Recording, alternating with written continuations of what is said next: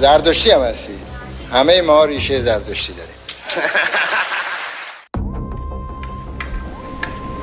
پس خاتمی فقط گشت ارشاد رو انداخت. خاتمی فقط چون خودش زرتشتیه، زردشتیان عزیز، البته ما که یزدی‌ها و اینها با خیلی زردشتی‌ها بزرگ شدیم دیگه، با هم بودیم و یکی از کانون‌های زردشتی‌ها یزد هست که رابطه بسیار دوستانه و خوبی هم بین ماها و اینها بوده و خود منم از دوستان، بعضی از دوستان خوبم زردشتی بودند و هستیم. فقط قاسم سلیمانی زرتشتی رو ارائه نداد.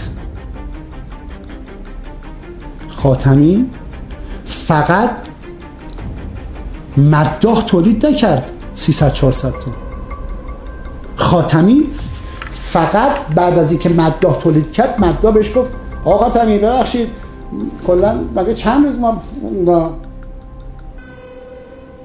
اشکال نداره، اعضاها تعطیل.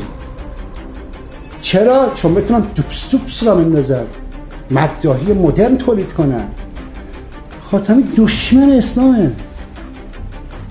یعنی اسم فاطمه زهرا میاد، خار مادر خاتمی میلرزه، نفرت داره. ما اپوزیسیونیستا تو ما فرق بین اسلام و مسیحیت نداره، لازم نداره زرتشتی باش، بودایی باش.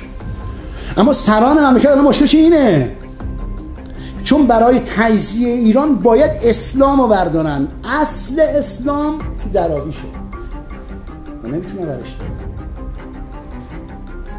برای همین بیرون همه دعواه، برای همین همه با هم درگیرن. پسر خوب، دختر خوب.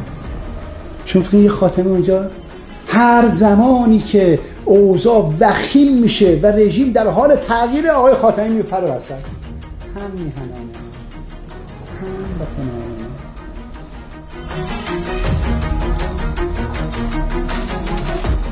خیلی مادر قهبند، خبر نداری عزیزم.